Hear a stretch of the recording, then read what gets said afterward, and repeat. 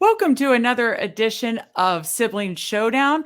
Excuse us for our technical difficulties. You just have the DraftKings screen today and our audio, but we are still going to walk through the showdown of the week, which is the Saturday night showdown between the Miami Dolphins and the Buffalo Bills. Huge playoff implications. A lot of money up top on DraftKings. And so we're going to break it down. And I'm with my sibling, I'm with my brother, Steve. And we're, really looking forward to talking about this game. Steve, how are you doing today? And what do you think about this game? I'm doing all right. It's a little bittersweet that it's near the end of the NFL season, but it's cool that we have Saturday games. Yeah. So it's just more football to talk about.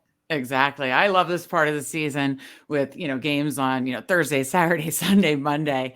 It's great. We've got a couple of weeks of that, and then the last few weeks are just so exciting with playoff implications. So I love this time of the year. Before we get started, please be sure to like this episode. We really appreciate it. And of course, subscribe to the FanSpeak Network. We really appreciate that as well. Let's jump right in. Again, we do a sibling showdown each week, kind of covering the games that aren't covered as much. And, these Saturday games, again, have big prize pools. Now, in this Saturday game, huge playoff implications for the AFC. And we've got some weather, Steve. So my first question for you is, I think snow's starting tonight in Buffalo, heading all the way through snow throughout the game. Obviously, they'll be managing it, that kind of stuff, but it's going to be cold, a little bit of wind, I think just 10 to 15 miles an hour, and definitely snow coming down throughout the game. So how does that, 3-game is one thing, showdown is a whole nother beast. How does the weather impact what your decisions are going to be for this showdown slate? I don't think it changes much for a showdown for the 3-game slate, or somebody were to play like the whole weekend. That's a different story. You downgrade this game a little bit because the points are going down, but in a showdown, that's the beauty of showdowns. Sure, you can point to maybe they tried and run a little bit, but neither team favors the run. Right.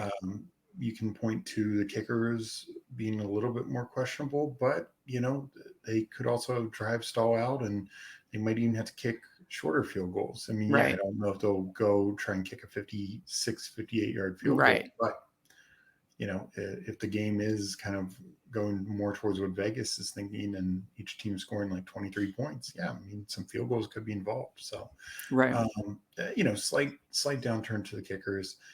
I do think it'll hinder the deep passing a little bit, but both these teams, their playmakers are dynamic. I mean, you just want to get the ball to guys like Tyreek Hill and Stephon Diggs and Gabe Davis and Waddle. So, I don't think it impacts that much, to be honest. Okay. Well, let's talk then about captains. Obviously, that's most important when you're starting to build a showdown lineup. Who are your favorite captains to kind of, start this off? For me, I do think the one thing with the cold and the weather is this is Buffalo's house. This is their weather. They're far more used to this kind of conditions. And I just think it could be, tough. I mean, obviously guys like, Tyreek was with the Chiefs. They have some cold games. We know that, but it's tough. It's just tough adjusting. Like, I know they're trying to practice in the bubble at, as low as possible, but as soon as they get out of that bubble, they're back to 75 degrees or whatever it is in Miami right now. You know what I mean? Where this is, as soon as you are there, every second you're on that sideline, it is going to be just nasty. So, and I just think overall the Bills are the better team. They are the better defense. They're the better matchup. So I'm looking more Bills in the captain. I will take some shots on like Tyreek, maybe Waddle, Tua, but for me, it's Josh Allen, Stephon Diggs. Those are my 2 captains that I really, really like. Okay. And I can't disagree with you. I think they're going to be most likely the optimal captains, but I would, he's leading the league, or I guess he and Jefferson are right neck and neck, Jefferson and Tyreek Hill. I think I would make a case for Tyreek Hill too. You got to pay for it, but I just think between him and Waddle, yes, the target share is kind of condensed between him and Waddle, but lately it's been more Hill that you can kind of rely on to still have a floor. Waddle's shown that some games without a floor, and then of course, we always know Tyreek Hill's ceiling. So I would say I would add Tyreek Hill to that mix for captains as my 3 favorite captains. I really don't like many of the mid-range captains. Would you agree with those takes? Yeah, I think it's tough in the mid range. Gabe Davis, we've seen some explosion games, but again, that is typically with deeper ball passing. Isaiah McKenzie had a great game, in Detroit for Thanksgiving, but I'm just not seeing it here, especially with Cole Beasley back in the mix, maybe taking a few snaps, and he just doesn't have a great red zone usage. So it's just tough for that run out. Both running backs, even with Jeff Wilson maybe being out, Mostert, if they're behind, he just doesn't do enough. And, I just think that's tough. So Dawson Knox would be the one, because if he, gets like 6 catches, 50 yards, 2 touchdowns, maybe that gets you there. But it's just, we have not seen that from him really this year. I like him as a flex play, but it's just right. For him to have a ceiling, he's going to need, probably at least 20 points, like normal points without the modifier. So, I think it's really just the guys at the top. Okay, well, let's talk about flex plays. I brought up some of those, kind of game logs for some of the guys you mentioned, and that's why we are more interested in the top captains of, especially Diggs and Allen for you, Diggs, Allen, Hill for me, kind of. But I brought some of those flex plays up, and yeah, I mean, boy, Gabe Davis has really, hasn't had a ceiling game in a while, and could it happen? Sure. But we have not seen it in several games, and it just, it concerns me. I know the price is obviously better, is going down for him because of that, but it's still, I'm not super drawn to Gabe Davis. And that's one where weather doesn't kind of take me off Tyreek Hill and Diggs, but it does make me more worried for a guy like Davis, who feels like the longer ADOT and stuff like that. And you made a great point about McKenzie. He popped off on Thanksgiving, but then, his floor can be pretty scary too, with potentially Beasley maybe cutting into some of his routes. Don't love that. I mean, my favorite other flex play outside of Allen and Diggs on the Bills side is Knox. Would you agree with that? And then who are your other favorite flex plays? Yeah, no, I think Knox is pretty good. I think Singletary is safer, but I think James Cook could be in play. He didn't really do much this past week, but he'd had about a 3-game run prior to that where he was getting decent usage. Again, high draft pick rookie, explosive guy, could get more dump offs, especially if they're not able to throw deep as much. I really like his price. So yeah, I mean, he's somebody I like. And this is the tough thing for as explosive as these two teams are, because they're so condensed. It's not a lot that you feel good about for going value down low. So right. I mean, Mostert will definitely be in flex play. Singletary can be in the flex play. Like I said, he's safer. But like you said about Knox and Cook, at least they're being in the flex play, their value, you're saving some money there. Yeah. And this is why, even with the weather, the kickers, I don't think you can totally ignore them, because, typically with flex plays, we need to at least, regardless of price, and obviously the more expensive are, the more you need from them typically, but we typically need about 10 points for a flex play. Sure.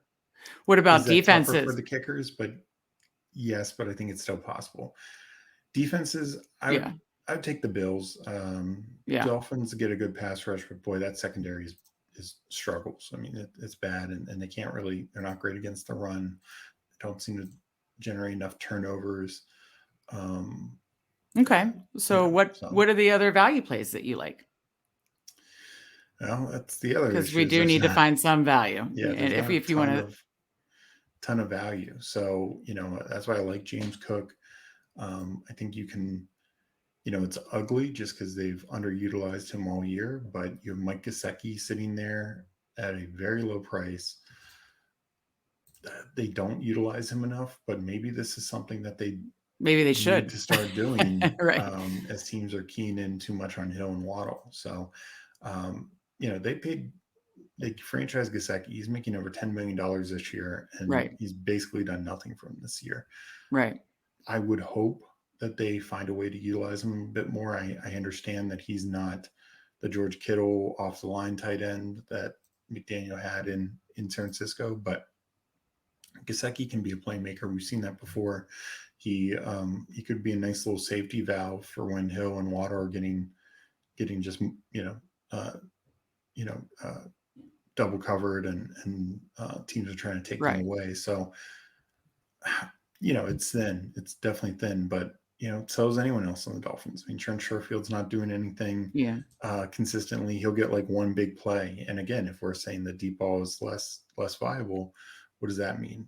Cedric Wilson could get a couple catches, but I mean, another guy they pay a lot of money to who's not done much this year. So maybe they get these guys involved. I was gonna say, but if River Craycraft is out again, I'd have to look at the routes run for Cedric Wilson, but he was out there more. I mean, I know Hill was in and out, but he was out there more last week. So, he only got 2 targets, 2 catches, 19 yards, but he might be viable with Craycraft out again, and you get a huge salary savings of $1,400.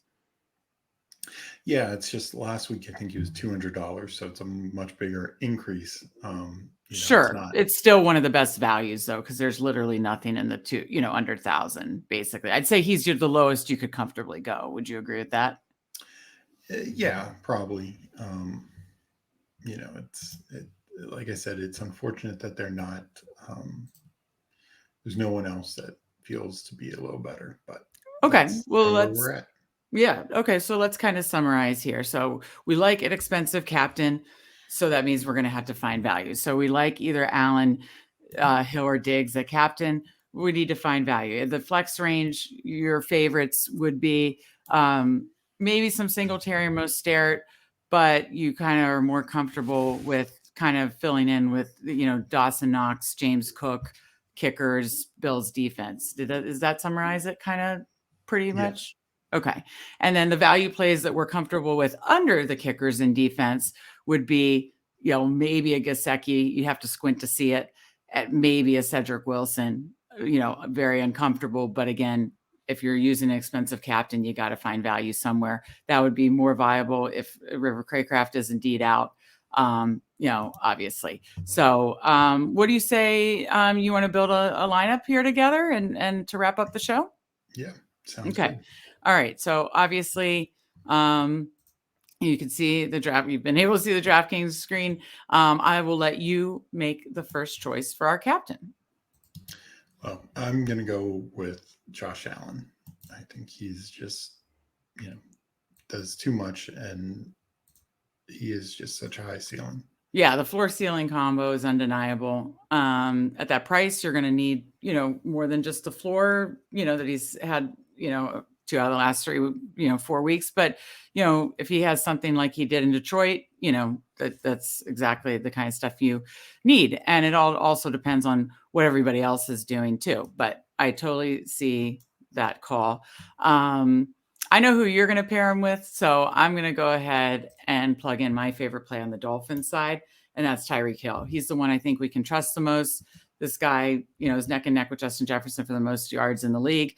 I don't believe all of a sudden that the Dolphins are totally figured out. Yes, I think people are playing the zone and trying to take away the middle of the field. I also think Mike McDaniel is an incredibly smart coach, and Tyreek Hill is an incredibly talented, dynamic wide receiver, and he's going to find ways to get the ball in his hands. So Tyreek Hill is my next flex play. Now on to you. Yeah, the tough thing is it's tough to play Josh Allen without playing Stephon Diggs. I agree. He's had a couple games under 9-10 targets, but almost always he's 10 or above. And he's got like 600-yard games, 600 or 700-yard games this year. Just showing a much bigger ceiling than he even had last year. as well as still a strong floor. So Stephon Diggs, and I know that makes it tough from that point on. That's okay. These are the three guys that we said we wanted to get in, and we did it. And we paid it, said we were going to pay for an expensive captain. That's why we talked about value.